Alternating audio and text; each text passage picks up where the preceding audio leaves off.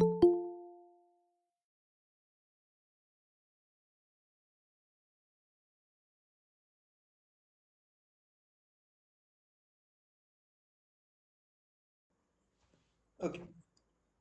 so let us begin our session. So already we have waited for 5 minutes at the initial stage. So we will start where we have left yesterday, which is again graphical representation in our Power BI. This is where it is. So in the last session, we have completed this. I would say let's say 3 rows where we have gone through column charts, different column charts and combination of obviously bar chart, column bar दोनों same होते हैं. बस उसका horizontal representation जो होता है, orientation not horizontal, orientation जो होता है रिप्रेजेंटेशन के एक्सिस बेसिस में अलग होता है. बाकी सेम आपको इन्फॉर्मेशन वहां से मिलेगा. लाइन चार्ट हमने किया है, कॉलम चार्ट, बार चार्ट किया है, और यस लाइन चार्ट के साथ में हमने यहाँ पे कल देखा था कि waterfall chart, funnel chart, scatter plot एक बाकी जो हम आज डिस्कस करने वाले हैं. एंड यस दोनों जो परसेंटेज बेसिस में जो हम यूज करते हैं कंपैरेटिव बेसिस के लिए यूज किया जाता है, तो हमने पाई चार्ट और नोट चार्ट दोनों किया है. Today we'll start with scatter plot first. Why we have taken this today? Because जैसे मैंने कल कहा था कि it takes a bit time to understand and to, क्योंकि उसमें से हम इन्फरेंस बहुत सारी चीजें निकाल सकते हैं. So let us begin with this. So मैं नया अगेन जैसे आपको कल कहा था कि जितना हो सके उतना ट्राई कीजिए कि आपके डेटा सेट में कभी भी आप जो डेटा सेट करने की बजाय जो भी आप रिप्रेजेंटेशन आप विजुअलाइजेशन कर रहे हो, मेक श्योर कि आप उसको नीचे जो भी आप ग्राफ क्रिएट करोगे उसको नाम दे specifically line one line two ऐसे करके ना, ताकि इन फ्यूचर में कभी भी आप वापस आते हो इसको ओपन करते हो एज अ रेफरेंसेस, तो आपको वो पता चल सके कि कौन से टेबल में फिर कौन से शीट में पेज में, क्योंकि यहाँ पे पेजेस होता है, तो कौन से पेज में आपका कौन सा चार्ट्स क्रिएट है उससे आप रेफरेंस ले सकते हो. So I'll add today one more, which is scatter plot again. Start scatter plot से कर रहा है, scatter plot का नाम दे देता हूँ इसे. बाद में जाके उसे चेंज करेंगे आप if required more. So scatter, then I think we'll go for our scatter के बाद में tree map है, और उसके बाद में maps भी है कुछ, वो भी हम देखेंगे. Okay. So first scatter plot again same process है. जो भी आपको विजुअलाइजेशन यहाँ पे जो भी विजुअल आपको सेलेक्ट करना है सिलेक्ट कर ले, उस पे एक ब्लैंक विजुअलाइजेशन क्रिएट होगा, बट रेफरेंस वहाँ पे दिया जाएगा कि वो आप किस तरह से यहाँ पे रिप्रेजेंट क्रिएट कर रहे हैं, उसका आपको एक हाईलाइट आ जाएगा वहाँ पे. Okay, so with this graph you can see this is scatter plot showing the representation of two variables. This is called by variate. कभी भी ध्यान रखना स्कैटर प्लॉट को हम बाय वेरिएट ऐसे कंसिडर करते हैं, bivariate. Why bivariate? Because basically bi मतलब होता है two. When you are analyzing or when you are doing analysis on basis of two variables मतलब क्या, x axis, x y, x और y, ये दोनों वेरिएबल आपके वैल्यूज में रिप्रेजेंटेशन है. तो जहाँ पे आप दो वेरिएबल्स को रिप्रेजेंट कर रहे हो, दोनों और उनके बीच के रिलेशन को फाइंड आउट करने के लिए आप जब यूज करते हो, so we have two representations, two आपके वेरिएबल्स अलग अलग वैल्यूज के होते हैं, तो ऐसे केस में हम स्कैटर प्लॉट यूज करते हैं. तो अभी हम क्या करते हैं, हमारे ऑर्डर्स डेटा जो कि सैम्पल सुपर स्टोर से डेटा है, उसमें से हम कंपेयर करेंगे सेल्स और प्रॉफिट को. अगेन दोनों वैल्यूज हैं, तो ये आपको इस तरह से एक डॉट आएगा यहाँ पे इस तरह से. Now why this is only one dot, क्योंकि हमारा डेटा सेट तो 9994 डेटा है, it should be spreaded everywhere, but क्यों वन? बिकॉज देखो वैल्यूज के बेसिस में आप देखोगे यहाँ पे एक्स एक्सिस में भी जो वैल्यू आ रहा है वो समराइज आ रहा है, सम ऑफ वैल्यू. मतलब क्या है, जब आपने क्या किया, जो भी सेल्स कॉलम है, सेल्स कॉलम को क्या किया है, एग्रीगेट किया है.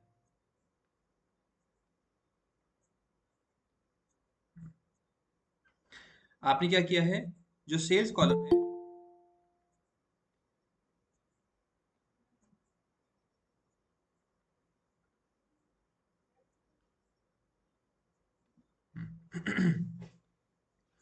जो सेल्स कॉलम है उसको आपने क्या किया, एग्रीगेट किया, समराइज किया, और एक वैल्यू के रिप्रेजेंट में क्या कर रहा है, उस पूरे कॉलम को रिप्रेजेंट कर रहा है. हेलो, या हाँ बोलिए. हाँ चालू है ना.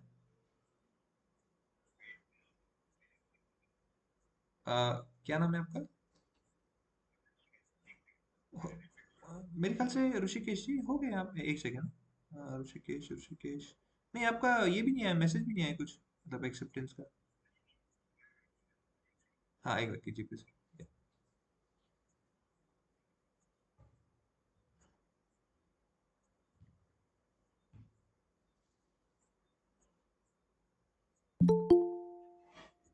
ओके आ गया अभी। या welcome. Thank you sir. Next share में देखा नहीं होगा। ओके हाँ, तो हम बात करते हैं स्कैटर प्लॉट की। We just have started with that, कि छोटा सा रिवीजन किया है कि हमने कब तक हमने कौन सा चार्ट यूज किया है। So today we are going to start with scatter plot. तो अगेन वही है, विजुअल्स के आपके पेन में आना है ऑन टेबल रिपोर्ट व्यू के मोड। यहाँ पे से व्यूज में से 3 व्यूज में से एक व्यू है जो है रिपोर्ट व्यू। उसमें से हम क्रिएट कर रहे हैं चार्ट्स, जो कि हम कल से कंटिन्यू कर रहे हैं। So we will just go for the scatter plot directly. So हमने क्लिक किया है, आपका एक ऐसे विजुअल आता है, blank visual. It's not a blank because we have already given this values x axis y axis में। नहीं आता तो ब्लैंक आता है। अब हमने क्या किया है, एक्स एक्सिस में एक वैल्यू दी है, वाई एक्सिस में वैल्यू दी है। अब बेसिकली स्कैटर प्लॉट यूज क्यों किया जाता है? फॉर एग्जांपल इट्स ये आपका एक चार्ट है, कुछ डेटा आपको यहाँ पे इस तरह से वैल्यू दिखा रही है, एक रेफरेंस के लिए हम यूज कर रही है ताकि हम बाद में से रीड कर सके। और मैं क्या करता हूँ, यहाँ पे एक लाइन ऐसे मार्क कर देता हूँ। लेकिन लाइन नहीं रहा तो भी कोई कंसर्न नहीं है, लेट्स से कंपेयर ऐसे करते हैं। अब आपका एक्स एक्सिस है और वाई एक्सिस है, अब दोनों के बीच में आप क्या कर रहे हो कंपैरिजन, आप ये क्या चेक कर सकते हो, क्या आपको इन्फॉर्मेशन ऐसे मिलता है। अब बेस्ड ऑन दिस ग्राफ आप ऐसे सिंपल समझ सकते हो, क्योंकि डेटा देखो कभी भी क्या होता है एक्सिस के बेसिस में, जीरो से लेके मैक्सिमम वैल्यू है ना, मिनिमम वैल्यू और जो भी मैक्स वैल्यू रहेगा उसके बेसिस में डिसाइड हो जाता है, सॉर्ट हो जाता है। वैसे यहाँ पे भी होता है, जीरो से लेके मैक्स वैल्यू। अब यहाँ पे देख सकते हो, if any value is increase, for example let's say कि this is our point for observation, this is our point of view where we are comparing this value. यहाँ पे जो वैल्यू का डिटर्मिनेशन यहाँ पे लिखी है, इससे आपको इन्फॉर्मेशन पता चलता है कि अगर x की value let's say for example 5 है, यहाँ पे 1 2 3 4 5 है, तो y की वैल्यू लेट्स से यहाँ पे 10 है फॉर रेफरेंस, उससे डबल है। वैसे ही अगर यही वैल्यू हम आगे जाते हैं और लेट्स से फॉर एग्जांपल यहाँ पे इसे कंसीडर करेंगे, लेट्स से कि अभी क्या होगी, यहाँ पे 10 हो गई है, let's say this is considered as 10। तो यहाँ पे भी इसकी वैल्यू देखो, यहाँ पे आप देखोगे इट इट लाइक दिस, इस तरह से ये ऐसे वैल्यू। ओके, 5 इंटू 10 था, 10 इंटू 2 पकड़ लो, यहाँ पे लेट्स से 20 पकड़ लो। ओके, इंक्रीज हुआ इतना पकड़ लो, कंसिडरेशन कर लो। तो यहाँ पे आपको पता चलता है, इससे समझ में क्या आता है डेटा के फ्लो के बेसिस में। तो आपको ये पता चलता है x when related to y, ये समझ में आता है कि x में कोई भी वैल्यू अगर बढ़ रही है तो y में भी अल्टीमेटली वो वैल्यू की बढ़ोतरी ही हो रही है, it's even increasing on y axis also. That means that it is an positive. ये जो ट्रेंड है, अगर आप इसका ट्रेंड रेफरेंस लोगे, यहाँ पे ऐसे ट्रेंड अगर हम ड्रॉ करते हैं इस तरह से, तो trend means that the trend is going on increasing. ये कहाँ जा रहा है, आपके पॉजिटिव वे में जा रहा है, ऊपर तरफ, इट्स अ पॉजिटिव साइन, ऊपर तरफ जा रहा है। इससे क्या पता चलेगा आपको, when you are comparing x axis with y axis, any value which is, if you increase towards x axis, in axis if you increase any value towards on the right side, you'll also observe that values from y axis also will increase, it will also increase. That means the relationship over here, now this is only your trend in positive way or negative way, ये इतना बता, direction बता रहा है, ये क्या बता रहा है आपको, सिर्फ डायरेक्शन बता रहा है। अब डायरेक्शन के बाद में कंसिडरेशन कहाँ पे आता है, कि आपका एक वैल्यू फॉर एग्जांपल लेट्स से अभी जैसे यहाँ पे है कि एक वैल्यू अगर मैं मेरे एक्स एक्सिस में बढ़ाता हूँ, let's say for example 10 value x axis में बढ़ाता हूँ, उतनी ही वैल्यू मेरे अगर वाई में भी बढ़ती है, विच means that if I change this value, decrease भी करूँ या इंक्रीज भी करूँ, तो भी क्या होगा, दोनों का सेम होगा, which means that it is highly correlated.